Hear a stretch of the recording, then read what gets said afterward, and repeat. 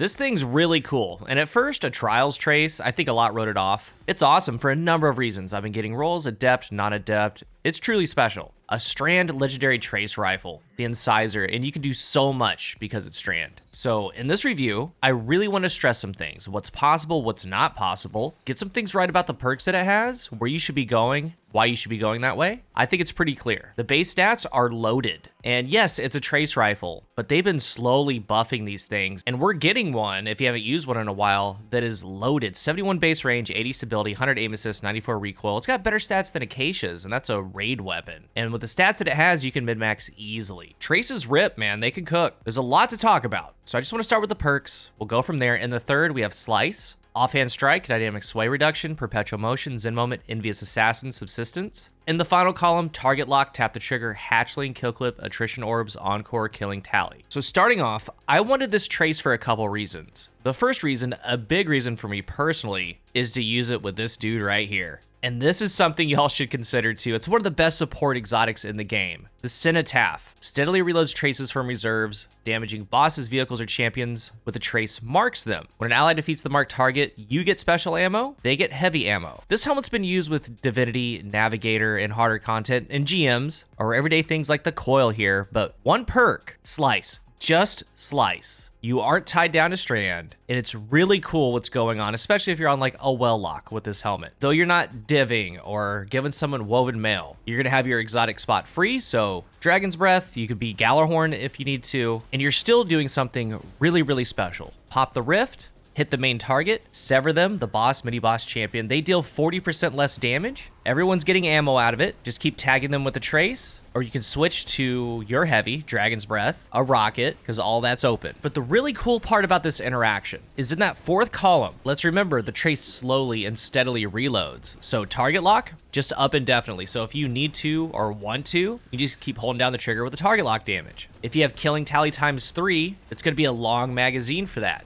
Honestly, I would think for the Cenotaph, it would be Slice target lock. Kill and tally is great. I'm going to talk about it in a second. But you're mostly going to be switching in and out of the trace rifle. You're going to sever, you're going to mark, you're going to do your damage with other things. But if you decide to do damage with the trace itself, after doing your swaps, you're going to have target lock for it. Really, really cool interaction, and I 100% plan to use it going forward. I did it in the coil with some randoms. It was great. And I guess there's one thing I can talk about if you use this helmet, and that's going to be attrition orbs. I mean, dude, it takes like 70 to 77 rounds to proc attrition orbs. But if you're always going to be having special, because you're marking targets and getting special back, the magazine keeps overflowing itself as you're shooting it. It's not too bad, and that way, like your super support, you're severing, you're marking, and you're creating an orb. So attrition orbs can be used, but I would only recommend it with the helmet because the helmet can keep the magazine alive a little bit longer. So final thing for this helmet, for Cenotaph, I think it's a great weapon for it. It'd be Slice target lock, possibly Slice killing tally. Otherwise, for PvE, I think that Slice is still one of the #1 perks, but then we have Envious Assassin and Subsistence. We have great perks to pair with that. Target lock, hatchling, killing tally. Killing tally can just hold 30% increased damage indefinitely as long as you keep the mag up. So Envious Assassin is a large magazine, 150% increased if you get the full proc. And Subsistence is going to refill the mag from reserves as you get weapon kills. There's nothing wrong with that. And even if you do use it with something like Cenotaph, like Subsistence killing tally, the thing's never going to get reloaded. And of course, you can watch out for surges and things like that. PvE section, I think it's an excellent PvE weapon, especially right now with the artifact. Picking up an orb, you can make this thing throw out some unravel rounds, and then you can start going with your other weapons. And if you notice in the gameplay, like I went true support with it, this is a heal clip incandescent Abyss Defiant, so I'm able to spread Scorch. When I reload next to teammates and myself, I throw some Cure to them. Targets are being marked. I still have damage with Dragon's Breath, or switch to target lock. It's really, really good. A ton of usable rolls. And also, last but not least, let's not forget about Hatchling. There's a lot you can do with this thing. And the difference between Adept and non-Adept, like the really good thing, especially if you run like Slice Target Lock, is Adept big ones, right? That's the big one. It'll work for a lot of different things, but you don't necessarily need Adept to get the main purpose of what you want this thing for. It's just great. Next, I want to get into the Crucible. And if you've used this thing, it rips. You've seen it. You've seen it firsthand. Traces are wild. They have a 0.73 TTK. That's with a lot of crits hit. Don't really get too swayed by 12 straight crits, 11 crit, 1 body, because the thing's got 80 to 100 stability all the time. It's got 100 aim assist. It can happen. But I want to go ahead and clear some things up about dynamic sway, tap the trigger, some other things. Trace rifles have near perfect accuracy. So when we start talking about accuracy cone size and growth, like that's bloom. These don't bloom. Like, they're extremely accurate. If there's any, it is, and I mean very, very small. Extremely small. Negligible small. So when you're using something like dynamic sway, each shot gets you 1 stability.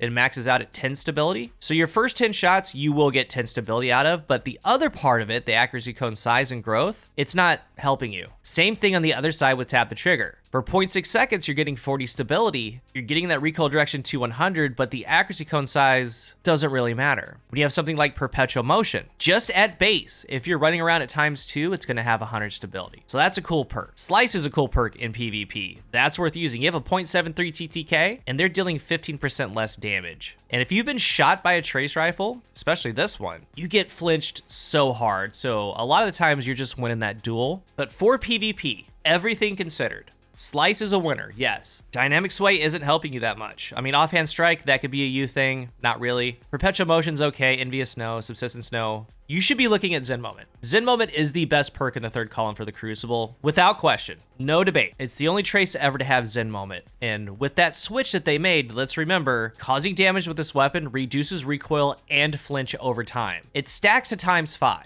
This thing has that max RPM. It takes 12 shots for the TTK. After 5, you're at max Zen Moment. It's just immediate. And what you're getting is that flinch resistance. You're also getting reduced shaking of the weapon and visual bounce. So basically, the thing's going to be on a rope, it's going to be on a line, and you're getting anti-flinch. Like, no question, because this thing starts off with 80 stability. And remember, stability also involves anti-flinch. So on that right side, at that point, yeah, you could go tap the trigger. Strictly for the stability if you have no other stability perks. Or something like Encore. Each stack is 8 stability and 5 range. I have this one right here with Particle Repeater Full Bore, Zen Moment Encore. 99 range, 90 stability. After 1 kill, it's at 100 range, 98 stability. It's for dueling. Because in that fourth column, like, target lock does not work on trace rifles in the Crucible. The damage is too low, it doesn't ramp up. I mean, yeah, maybe like you could do a less body shot, but it's not helping. Tap the trigger, you would use it strictly for stability. It already starts off at 80, and you might get some stability along the way, whether it be from the barrel or the battery. Hatchling, of course, it's going to be nice. Attrition orbs, no. Killing tally, that's an option too. You can go Zen Moment Killing Tally, because if you're able to keep the thing up, at a ×1, you're getting 5% more damage, and then 10%, then 15. Maybe pair it with Radiant or whatever. But if you're able to keep ammo, yeah, no problem. But definitely Zen Moment in the third. Like, that's where it all starts, because it's immediate proc.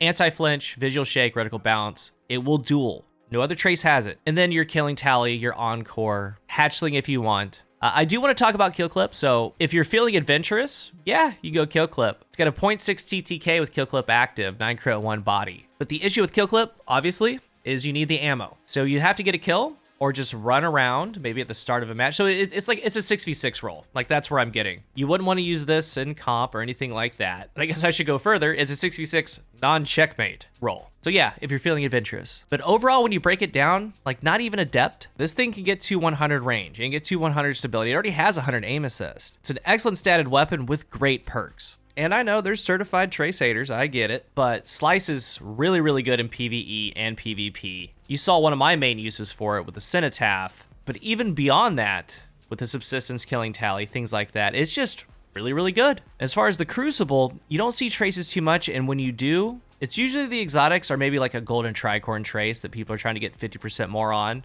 But with Incisor, like, out of the box, it has such high stats, minimal things are needed to get it to just max it out. And you have very unique, deadly things like Zen Moment on a trace. Because like I said, it is immediate. Like, as soon as you click on them, it's like it max stacks already. And that's anti-flinch. So if you were to run double, triple strand and flinching, 10 resilience, 100 stability with Zen Moment, it's just going to be a rock. It's a powerful perk. So who knows when other strand legendary traces are going to come. Who knows if they're going to have Slice or Zen Moment, but I feel that it's a weapon that can definitely be used in all parts of the game, PvE or the Crucible. They made focusing them a little bit easier, but you have to play Trials of Osiris. For this one, I think it's worth it. If you're new here, remember to hit the subscribe button. And if you are subscribed, thank you so much for your support. Let's talk about the Incisor down below. What do you think about it? What roles are you liking? Thank you for watching, and until the next one, I am CoolGuy.